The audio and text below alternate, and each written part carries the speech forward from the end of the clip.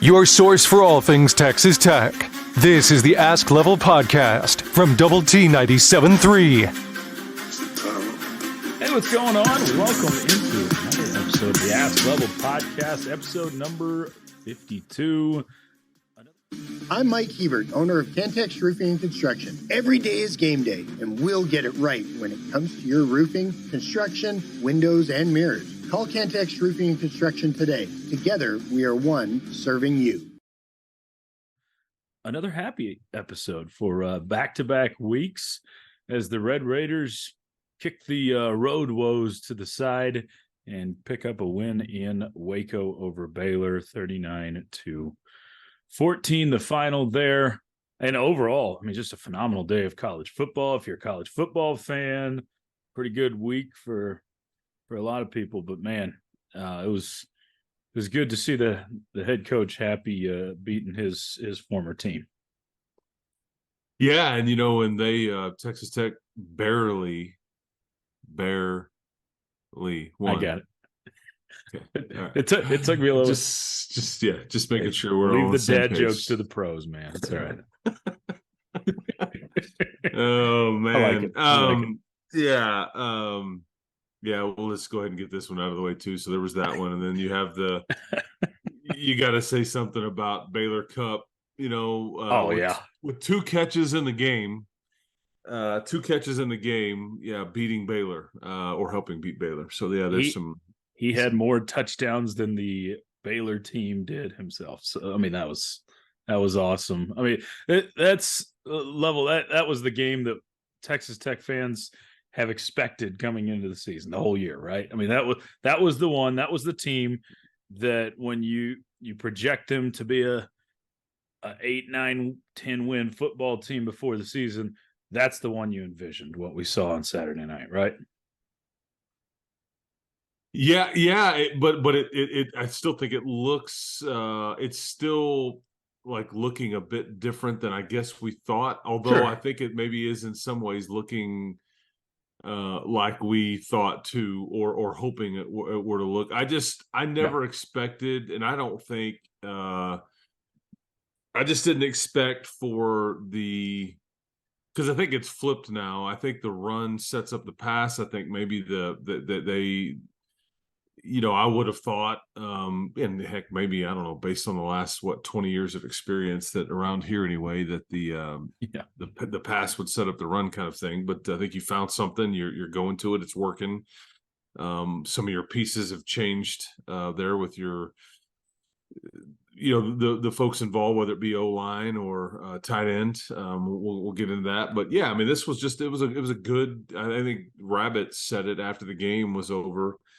And I thought it was a good team win because, geez, man, you can list off,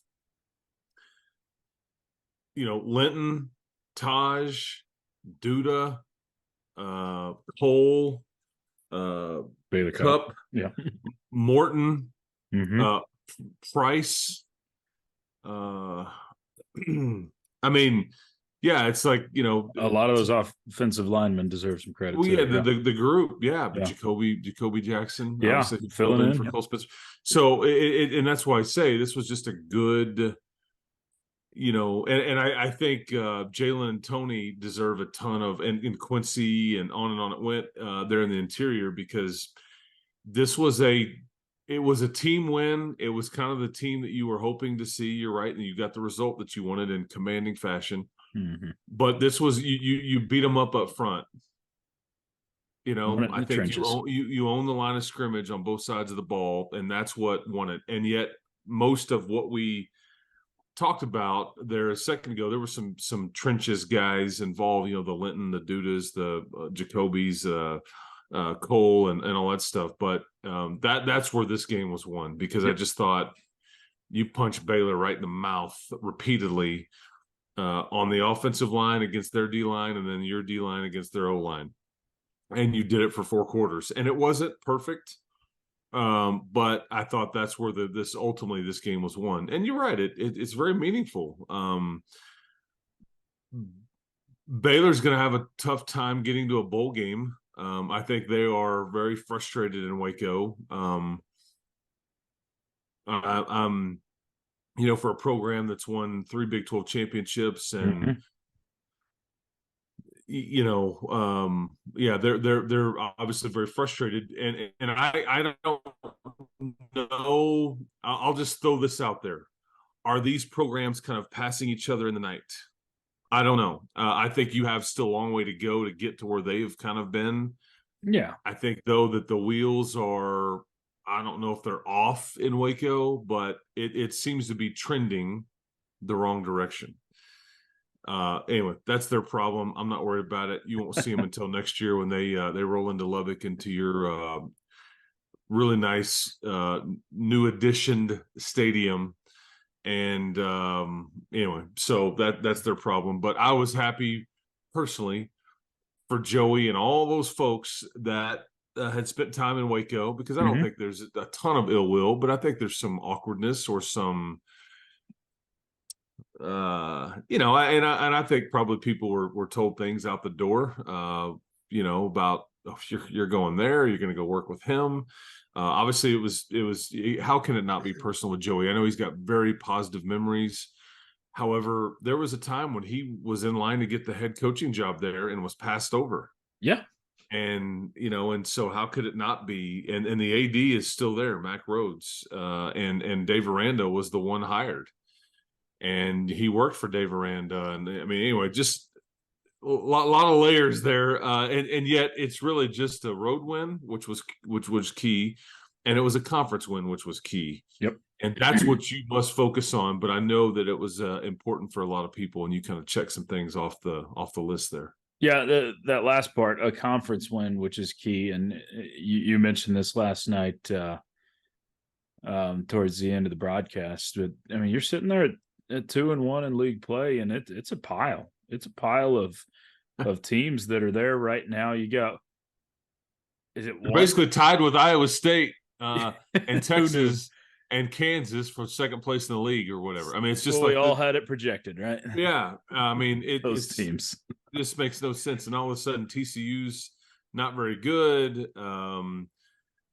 Texas all of a sudden was on the top of the mountain, and now it's like, okay, well, I guess they're not back, kind of deal. And so, I mean, it's just a snapshot of this league. Really, it's a snapshot of the sport. Because we saw it all over college week football. to week. Absolutely. I mean, that was Notre Dame loses, USC barely survives. Probably should have lost. Yeah. I mean, Miami with one of the most boneheaded endings you'll ever see. Have you ever seen anything that which could cost them dumb? It could cost them a shot at playing for an ACC championship, because their coach is stubborn and just won't go into victory formation, which is the best formation in all of football when you're on the right side of it. And you had an opportunity to I can't even. What's funny is, I know this is a side anecdote, but every time the Cowboys do a victory formation, my wife makes me like pause it so she can watch. She's like, oh, wait, because she loves the Landry. Tom Landry. Yeah, what's it called? It's the Landry, like there's an offensive line. But where the Landry shift or whatever, they call it. She loves that so much because it's so in sync. They used to. But you're right, it is the best formation. It's the best formation in football. So that was boneheaded and unbelievable. But Tech was on the right side of the college football world. And now you're sitting here. There were questions last week. Okay, does this team even have an ability to win 2 games in a row? You've done that. Now, do you have an ability to win 3 games in a row? And we'll get into the K-State game. But it's funny how things can turn with one game. And I know it's 2 games now, but in a couple of weeks from how low you're feeling to a 1-3 start to the season, sitting at 3-3, it's still not perfection by any means, but you start to look around and look ahead and say, okay, that team's beatable. That team's definitely beatable. K-State's not near as tough as we may have thought they were at one point. You got these games at home that are winnable. And all these goals that are still there are sitting in front of the Red Raiders. And I think the confidence machine might be there for this team, which can end up being a dangerous thing. Yeah, well, I think you can't obviously do anything about how the season started. No. Yeah, I'm sitting here looking it up. I was trying to I was The going to Landry. no. I was actually looking up the Kansas State Texas Tech deal, just because you made me think about it. And The number of it's I think it's, let's see, 12, 13? seven, yeah, 7 and 4 is 11. Yeah, so it's 11 of 12. Yeah, 11 of 11 of 12. 12. Okay. They beat you. And so I Too many. yeah, and when we can get into the Kansas State game and all that stuff, but I think it just speaks to how competitive, or how I don't know. You can say competitive. You can really use the word parity here, or you can say very average. I don't know. I'm sure they can all apply. Sure. It's going to be difficult for teams to kind of really separate. I think most people are going to expect Texas and Oklahoma to, continue to win out and whatever, and then have this rematch in Arlington and this fairy tale ending as they depart the league. And it's on paper, it's tricky trying to figure out, okay, well, who's gonna wreck that deal? Is West Virginia good enough? Is Kansas State good enough? Is Texas Tech good enough? Is Iowa State good enough? I have my serious doubts about is Kansas good enough? I don't know if I said them already, but it's like I don't know if who can start stringing them together, because if you start looking at it, choice that there's not a lot of margin for error. You can't, with Texas Tech, for example, we'll localize it here. You've lost one to West Virginia. Now you're 2-1. You maybe can afford one more conference loss to have a realistic shot to play in Arlington. Yeah. And even then you may need some help. So for all that, you want to feel like there's a shot at this deal. There's just not a whole lot of margin for error left. Oklahoma doesn't really play, much left that scares you. Not really at all. Yeah. Texas on paper doesn't look like they deal with much on paper anyway, and that includes you. I mean, if because it's in Austin, and who knows what things will look like when you get to that point. But yeah, so let's just stay in the moment, though. I thought that they started to put some things together, and I think you're starting to have a bit of an identity. I thought I thought your defensive line was what was really fun in this game, because they really got after Shapen. They got after Richard Reese. Yeah. I mean, this was some domination last year in Lubbock, and I thought that the script was flipped last night. And I thought it was from the edge. It was up front. It was a lot of hats running to the ball. I mean, 17 yards rushing, man. You're just not going to win a lot of football games when you can only run for 17. And to the contrary, for Texas Tech, you're going to win a lot when you basically say this aspect of your offense, forget about it, not happening. And that's essentially what.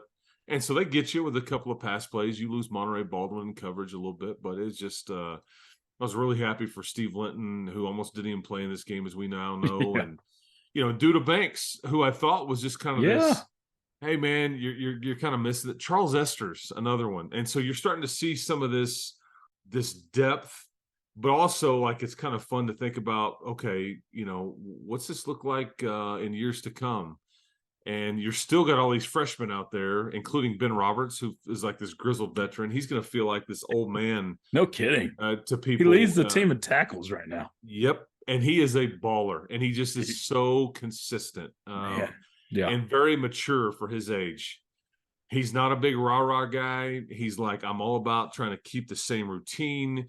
I try to learn and then run to the football, and it's like he keeps it simple, but it's just his production is just a lot of fun to watch. And then I think the Dingle kind of infuses this energy into you and if you just watch him like in Pursuit, when he kind of tucks his head and like, okay, it's like, okay, I know where the ball's going and I'm gonna turn it on. It's different. And that's gonna get better. And that's why he's here, but I just thought Baylor at times couldn't breathe last night. You stop them, on 5 different fourth turnovers on downs, Correct. 5 fourth downs. I mean, you let them convert 1, but anyway, it just, I was very impressed with just the lines of scrimmage last night. And I want to make sure that I keep mentioning this.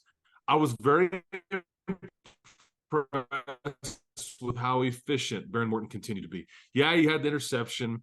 I think his arm strength is still not where you want it to be. And I think it's somewhat noticeable, but he's still got the touch passes. He's got some zip. He's blocking on a 2-point conversion play. Mm-hmm. He's running one into the end zone, and then he's kind of making these key plays where the run is set up to pass, but then he's just kind of thrown to Baylor or Coy Aiken in spots where he's just in sync, but it's extremely efficient, and it's kind of fun because he's not. The numbers aren't overwhelming, but it's just fun because he's playing winning football. Yeah, you're exactly right. No, I think on the I can only think of 2 throws where it looked like the arm strength was a little lacking last night, and it's the ones that are further down the field.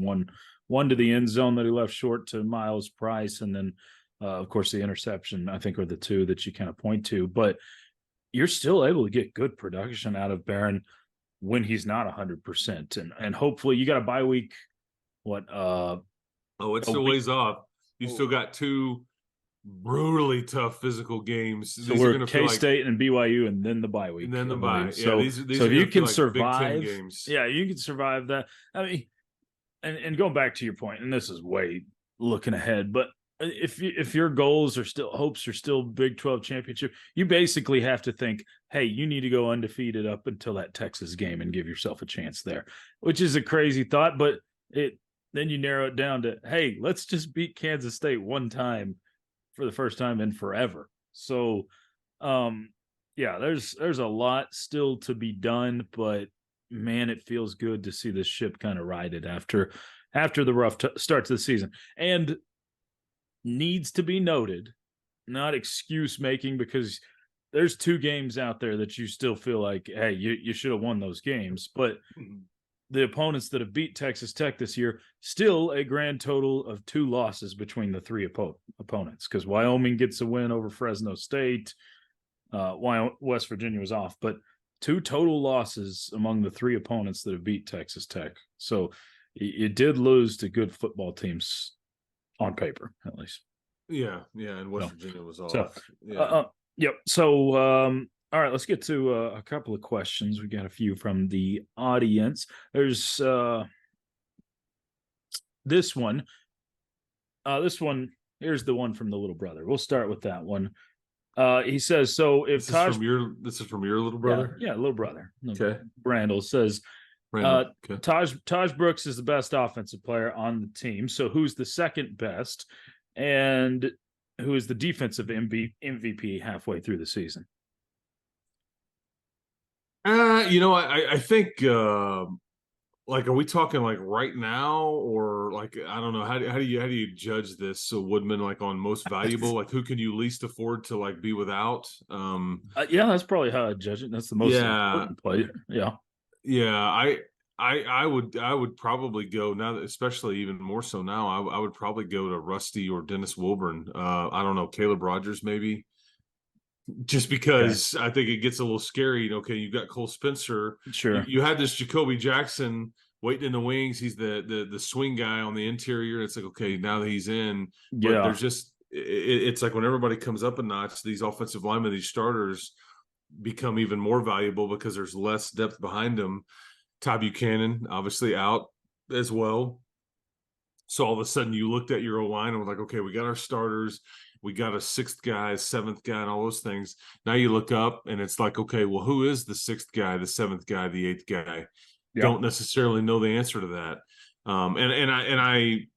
You had Matt Keeler in there against Baylor last year, just because of an injury, and it wasn't great. And it's not nothing against Matt. I just don't know if he was ready yet at the time.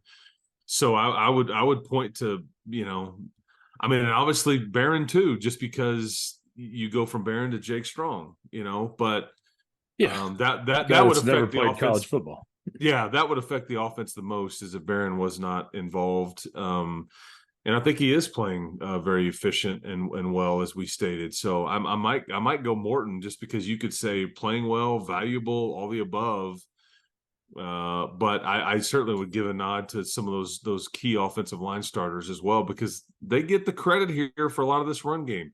They also probably got some of the blame. Tyler Shuck got it, which I thought was just misguided at times. But this group up front didn't particularly play well early on in the season, and I thought, a lot of the same components are there, some of the same play calls, and it just wasn't working. And I think they've gotten dramatically better, and I think the whole offense has improved because of it. So, okay, so there's most important. What about and defensively, like though? I'm going to tell you, Rabbit. I just think that's exactly where I would go. And he gave up. I don't know if it was all him or whatever. There was that long pass play that, Monterey ball, when he kind of just jumping up and he can't quite reach it. And there was, an angle question that you could have asked. But I just know what he means to this team. He makes plays. I think he is absolutely respected in those four walls over there. Yeah. And because of what he's about, because CJ Baskerville the other day, you heard him on the coach's show. Who took you under their wing? Who do you look up to? Who whatever, Rabbit. It's like it didn't take him but a second to answer that. And I think that tells you all you need to know about who he is as a football player. But it also helps when you're really good at it. He's really good at it. I love his vibe, man. It's like I just love he's very smart. He's a leader. He doesn't talk a lot of smack, but he's an energy guy. I'm a big fan of his. So I don't know if I've answered the question, but no, I think that answers it. The guys that will never get enough credit, and this is just how this works, just like offensive line, your interior defensive line, though, with both Hutchings and Bradford, but both of those guys, they may not put up a huge tackle numbers, but they are filling gaps, filling holes, and that's a huge reason why Baylor can only rush for 17 yards. Or you've seen these rushing numbers and totals really low in general for the opposition is how well those guys do and allow linebackers to get up quickly and into the backfield. So, but yeah, I would go Rabbit too. Here's another question from TTU Trisha. This one's from the Twitter. What percentage is Morton playing at right now? Is he 50%, 100%? I think you've already established he's not 100. I think you're probably somewhere in the middle of those two numbers. I don't. It's definitely not 100, but I think it's better than 50. So I can't. I can't sit here and tell you he's at 63 or he's at 72. But I think it's probably somewhere in between those. I think 70-80% is fair. He may say, I feel better than that, but I think his arm is just not, he's going to deal with this for a little bit, his shoulder and things like that. But if he continues to play efficient and very smart with it, with some swagger, because one, I love the strut. I love after he got into the end zone. I loved him throwing a block.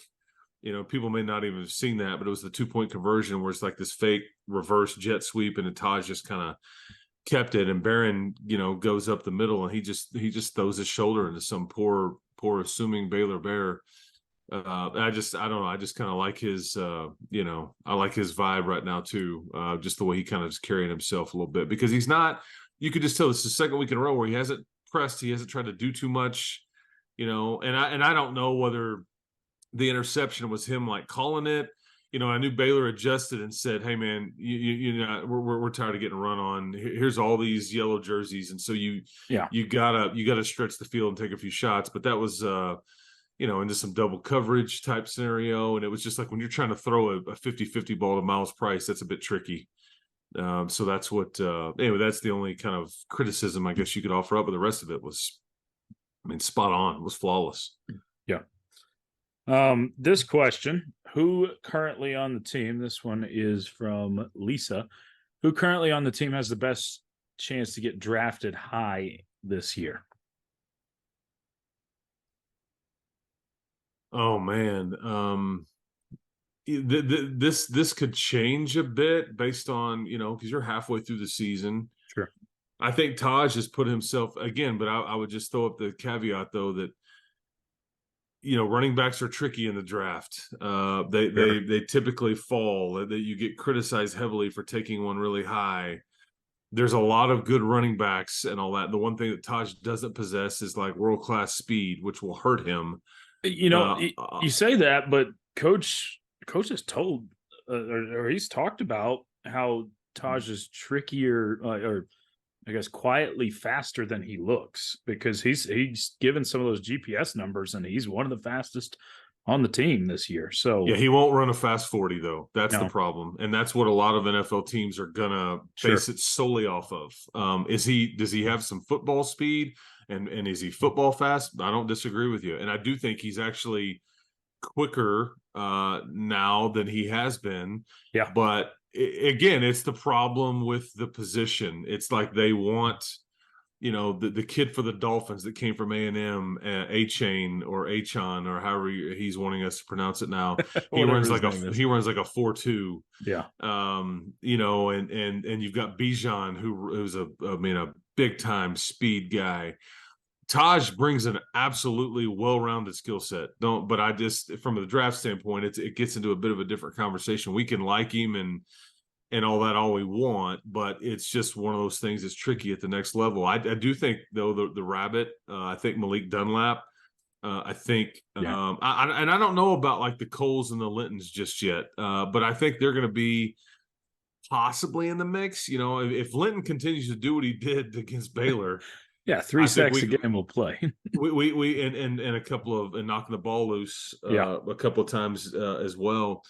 I think if he starts to build off of that, I think that'll turn fairly quickly. But I don't know if I'm ready to mention anybody else to you just yet. I may have missed somebody, but I don't know. It's just, again, that's part of the problem with your team. But it's also, you got to be a big time, measurable, and productive guy to enter into this conversation, which is why we're talking about the Rabbits and the Tahjes and then you start talking about the Coles and the Lintons and everything, because they have the measurables to go with it, and then you start adding production with it, and look out. Yeah, no question. I think Malik Dunlap being a ball hawk, he's got all the measurables checked. So anyway. No, I think that's another good one for sure. Austin McNamara, although that's another punter is being drafted, is somewhat rare. It's happened. Happened more regularly than people think. But he's going to be on an NFL roster. Just exactly. But does somebody pull the trigger and use up draft currency to pick him? I don't know. That's a good question. All right, so I got a couple of non-football questions. We'll get to those after we look towards K-State. So K-State, very well noted. They have kicked your butt around, and they've found a way to win ugly games against you in the stretch quite a bit. There was one where they got, 2 onside kicks recovered a few years back. I think Nick Shimonek was your quarterback just to get to overtime, and you lose that one there. There's been some games where you absolutely should have won against this team. And so I don't know if there's a mental block with Kansas State involved as well or what, but they've found a way to beat Texas Tech over and over. How can this week be different, Level? Well, because what Kansas State typically is they play better together than most teams do. You've been beaten by them with star power, like the Deuce Vaughn types. You've been beaten with them with a special teams 100-yard kick return. I've seen that movie before. You'll because again, typically under the Bill Snyder and now the Chris Kleiman era, excuse me, we'll take out the Ron Prince, years there. Bring back Ron Prince. I know. I would love for them to. That's what we need. They just don't really give you much. And what we saw on Friday night was not the Kansas State that you're used to seeing with the 3 turnovers, and Will Howard didn't play particularly well at all. And they gave up some big plays in the passing game. Oklahoma State started to run on them a little bit.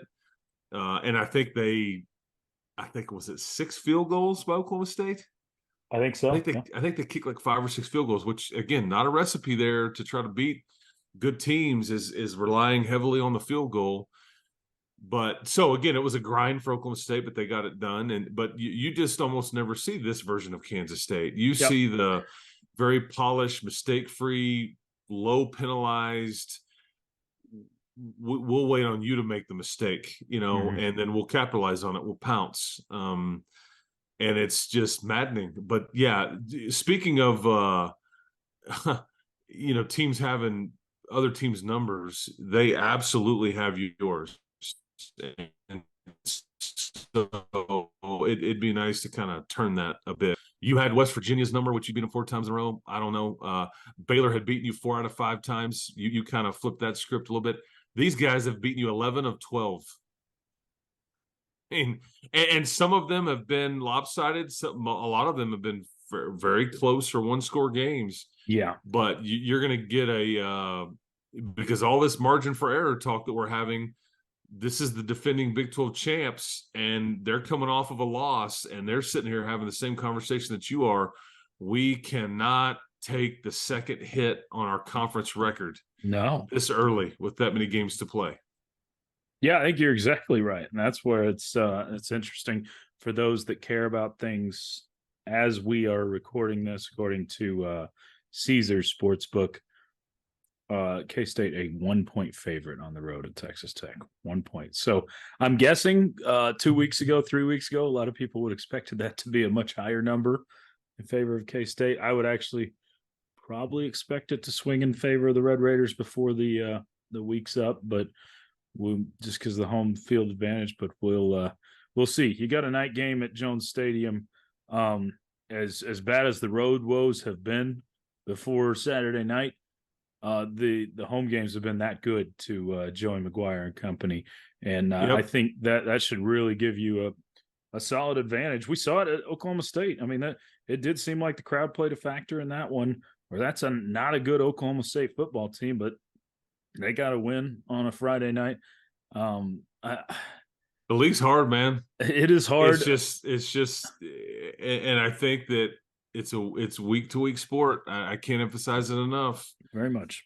And I'll say this about Kansas State. I want to give them a lot of praise. They've earned this. I do think, though, they had 4 key draft picks that I think, they had one on the edge on the defensive line. We know about Vaughn, who's on the Cowboys roster. There were some other sneaky draft picks as well. I do think that Phillip Brooks is a wideout returner that feels like he's been there for forever. But they miss a few playmakers on offense. This is methodical. This is kind of a grind. Anytime you play Kansas State, it's always a limited possession game. This is kind of how they shorten it. And if you get down a bit, you run out of chances. And then you start to press and all those things. That's what they want to do. It's like this boa constrictor that just kind of squeezes you a little bit, and then you're like, okay, I'm going to let a little air out of my lungs, and then that boa constrictor squeezes a bit more, and it's like, okay, well, I can't get that air back that I let out. That's gone. So it's just they just squeeze you, man, and it's frustrating because they typically just don't screw things up. I will say though, they aren't. They probably aren't quite as good as I would have thought. I do think they're upper tier Big 12. Yeah. But I do think there's a few pieces that they're missing that they haven't. I think they thought that the running back from Florida State that transferred in there that would ably replace Deuce Vaughn has not happened. Mm-hmm. I don't think Will Howard has been quite as healthy or as good as they would have hoped for. He's a big kid. He'll run it. Yeah. He's a good player. I just think there's also got to be some help around him too that takes the pressure off. And I don't know if he's had as much as they thought. Their best player on offense is it's at Stinnett, like this H-back tight end type. Where's number 34? They throw it to him, hand it to him. Might want to cover that guy this week. Yeah. I mean, I just spy him something. I don't know, but yeah, he's the dude. Don't let him beat you. Yeah, exactly. Yes, because they throw it to him down the field. He's got great hands. It's like a tight end, fullback. It's weird, but it's a combo. typical Kansas State type scenario. Sure is. Yeah, but he's actually a really, really good football player. Yes. So okay, I got 2 non football questions as we wrap up. This one from Shane. Level, what would you quantify as a successful postseason for the Texas Rangers, or are they already there? Yeah, I don't. As you're talking to me, you've already won the wild card round. You're in the AL division series now. Yeah. There was a time when, heck, a month ago where I was like, you're not getting to the playoffs. Not even getting in. Yeah. Yeah. It's just, we know that they're extremely flawed. I think they are either they're having a piecemeal, their starting rotation together. Their bullpen has been just hold your breath. We were doing this together in a press box in Waco. As we were talking smack to each other. Woodman, I'm talking about you and I, watching just kind of, oh, please. Oh, no. This, and it's just like, it's never easy. Hanging on every moment. I know, hanging on. But with no every DeGrom, pitch. no Scherzer, and some of these other things. I mean, I don't want to say you're on borrowed money or this is gravy right now, but you're close to that kind of territory. Yeah. I don't know how realistic it is to keep tempting fate and just keep getting these timely hits and not committing errors and playing great defense. And you walk somebody on 4 pitches to put the lead guy on, and then they ground into a double play. I mean, this is just like the kind of, so I tend to think you're pretty close to it. It's because you're on the way back. I think you feel like with Evan Carter, with Josh Young, and some of these young pieces, with some of these free agents you've acquired, you're going to continue to be aggressive with your trades and free agent market. You're built to win next year because I believe Scherzer and DeGrom are under contract next year, so you don't have no plans of like going, you know what, never mind. Let's just get back to rebuilding. You're not doing that. Well, you're hosting the All-Star game, next year at your stadium. Oh yeah. Next summer and all that stuff. So anyways, I do tend to think based on some of the hits you've taken with your rotation, you're closer to the you're in gravy mode right now. But hey man, I'm here for it. Keep on winning. Sure. Quick one from Mark to wrap up, a fun one. The start bench cut, you know how to do all that, right? The start bench cut. Tacos. Yes, I know how to do that. Okay, tacos, enchiladas, fajitas. I'm starting crispy beef tacos. Gosh dang it. Yeah, this sucks. I know. I love me an enchilada. I would probably cut it because I love the fajita. It feels like I would probably bench it, but crispy beef tacos, that's like as simple as it is. Taco night at our house, as basic as it gets. I make the guacamole and all that stuff. Anyway, I know we've run out of time here, but yeah, that's how I'm rolling. Shoot me, fire me, whatever. I don't hate you, enchiladas. I'm just telling you, go Rangers, go Red Raiders. Have a good week, everybody. Appreciate you joining us. All right, thanks, Level. Appreciate you, and we'll talk to you next week, hopefully after the third one in a row. You got it. That's Chris Level. I'm Chois Woodman. You've been tuned into the Ask Level podcast, brought to you by Double T 97.3. Y'all have a great week. You've been listening to the Ask Level podcast, powered by Double T 97.3.